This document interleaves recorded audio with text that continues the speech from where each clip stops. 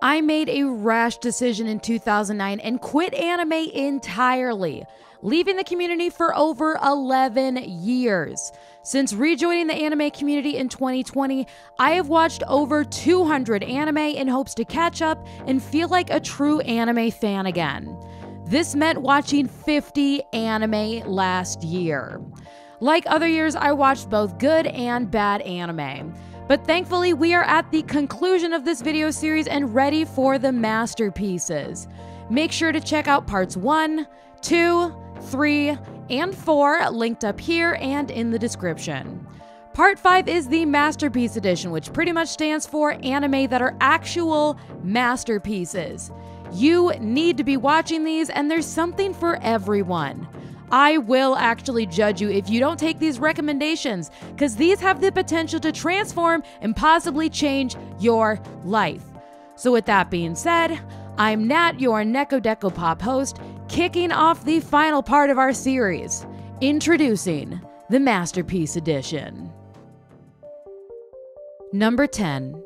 Tengoku Daimikyo is one of the most original and jaw-dropping anime I've seen in a while, and one of the best sci-fi anime I've seen, period. It is absolutely masterfully crafted with top-tier storytelling and a screenplay that folds into itself spectacularly. The way that the two parallel storylines converge at the end had me speechless. Literally all of my predictions were wrong in the best ways. This puppy also had some really gnarly body horror that still makes me shudder when I think about it. Disney completely dropped the ball on this puppy and didn't even try to promote it. So, I have and will continue to sing its praises. I haven't been this excited for a second season in a hot minute, and it honestly cannot come soon enough. 9 out of 10. Number 9. Hell's Paradise was a masterclass in humility for me. I felt so disappointed and let down after the first few episodes that I dropped it. And when I picked it back up to finish it, I was bitch slapped. I have never been so shocked and flabbergasted at a turnaround. I had to not only eat my words, but beg for forgiveness. Because this anime is unbelievable and did such an amazing job at setting up season 2, which will be out later this year. Between the art style, lore, world building, and design, and most of all the character development, this is one truly outstanding anime. Definitely one of MAPPA's triumphs, and that's saying something given their amazing roster of hits. 9 out of 10. Number 8. The Boy and the Heron is a Miyazaki masterpiece, plain and simple. It is absolutely magical and unlike anything I've seen from him, and that's saying something. It is a beautiful homage to his past work, as well as the creation of something fresh and beautiful. I loved catching all of the Easter eggs hidden throughout it. I definitely need a few more watches to fully absorb everything.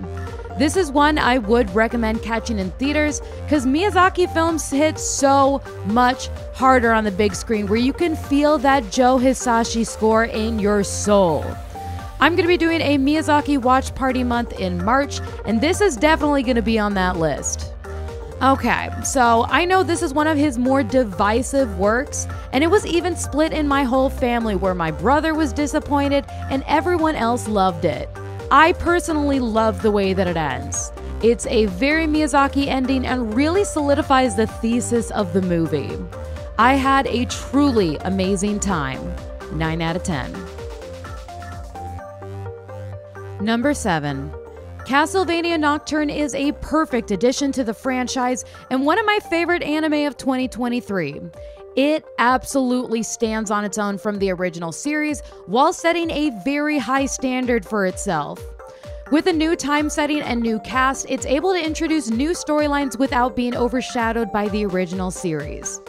The way that it's paced and its progression is truly spectacular. And that last episode had me ugly crying and screaming so loud that my cats ran out of the room. I cannot wait for the second season. Thank God it's already been confirmed by Netflix that there is going to be a second season. Fingers crossed they don't make us wait too long. 9 out of 10. Number 6, Cyberpunk Edgerunners. If you ever want to see me ugly cry, put on Cyberpunk Edgerunners. This anime broke me. Like, sobbing through the ending and for a while after broke me. My brother was like, "You good?" No, I was not good. This is a truly spectacular anime that absolutely assaults the senses in all the best ways possible. The visuals, storytelling, and that gut-punching ending makes it one of the best anime of the decade and hands down one of the best cyberpunk anime ever. Maybe the best. I am always gonna cry when I hear that "I really want to stay at your house" song. So please don't play it in my presence. I am not mentally stable enough for that. As Vic say in their song,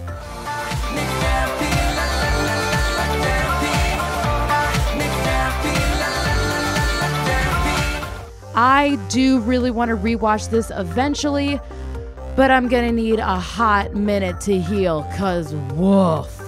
9 out of 10. Number 5. Undead Murder Farce is unbelievably fun, gripping, sarcastic, and surprisingly goofy. It has some of my favorite character interactions of 2023.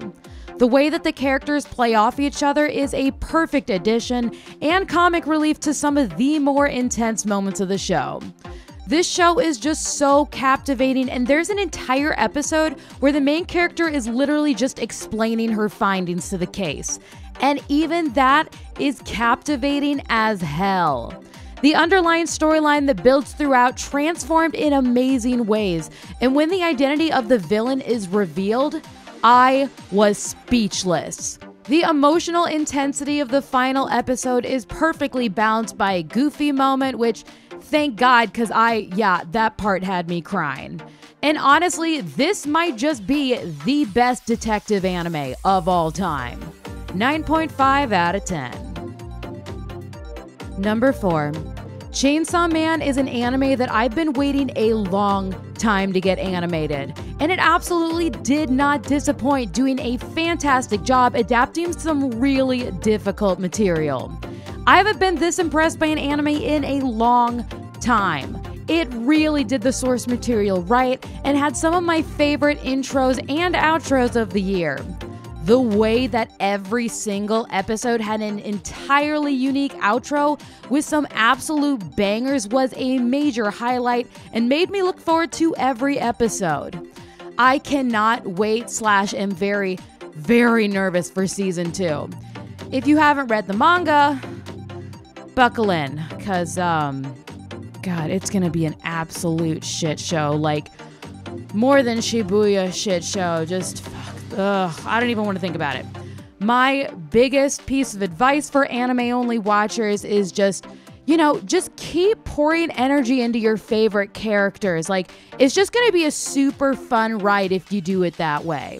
9.5 out of 10. Number 3, Bocchi the Rock. I have never felt so seen as a musician. For those of y'all who don't know, I have been a professional musician for over a decade, and all of my video outros contain music that I wrote, produced, and sing on. This anime was made for me. There are so many unrealistic anime about hating it big in the music industry, but I've never seen one that perfectly captures those brutal early years of paying your dues. There's an episode where they play a gig where they've poured literally all of their time, money, energy, social battery, everything into, and it absolutely does not pay off. And that is the most relatable depiction of gigs I've ever seen. I've played that show, and yeah, they did musicians right in this anime.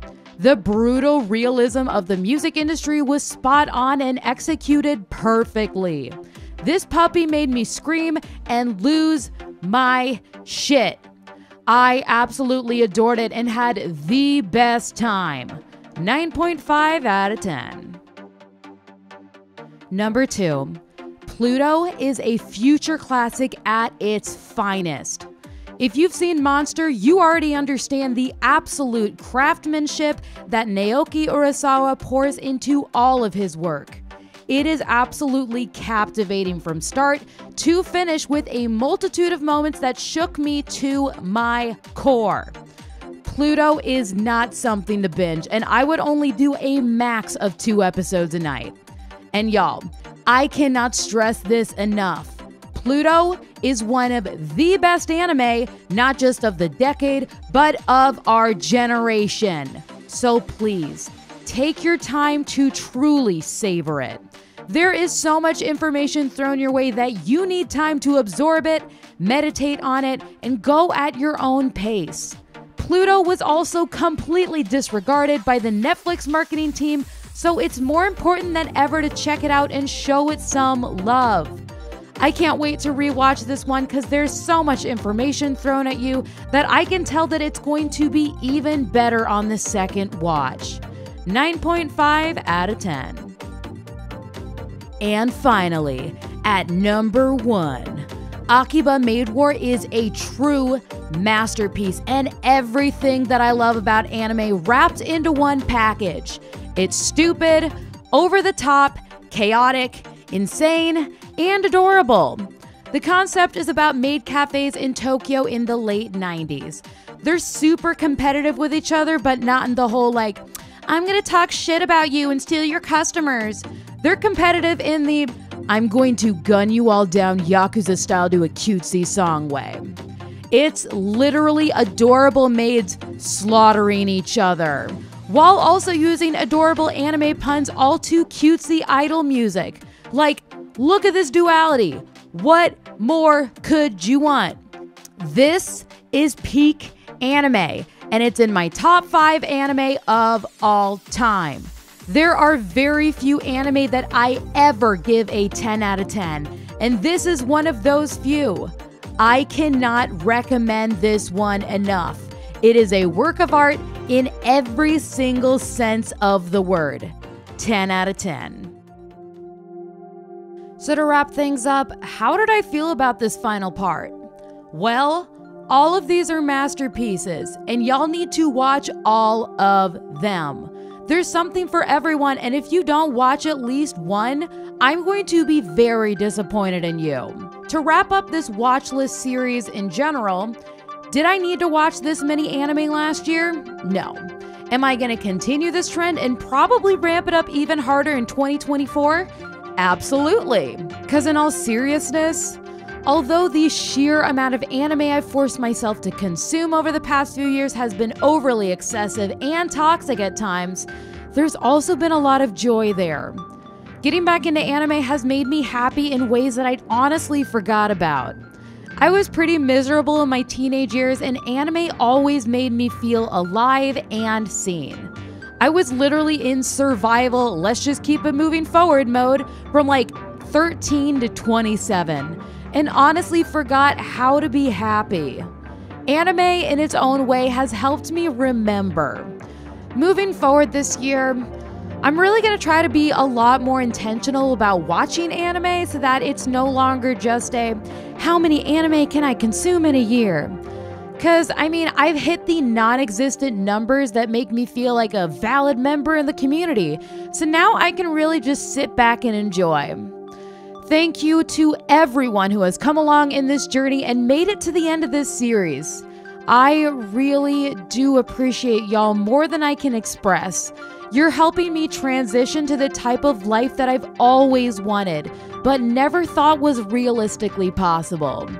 I hope y'all had a wonderful holiday and New Year's season, and I am so excited to see what this year is going to hold for all of us. I've got a lot in store for us this year, including watch parties, more video essays, the whole 9 yards. I would love to have you along for this journey, so if you're interested, please consider subscribing. Give this puppy a like and a share and all that YouTube jazz. Thank y'all so much for sticking around, and I'll see all of y'all on the next one.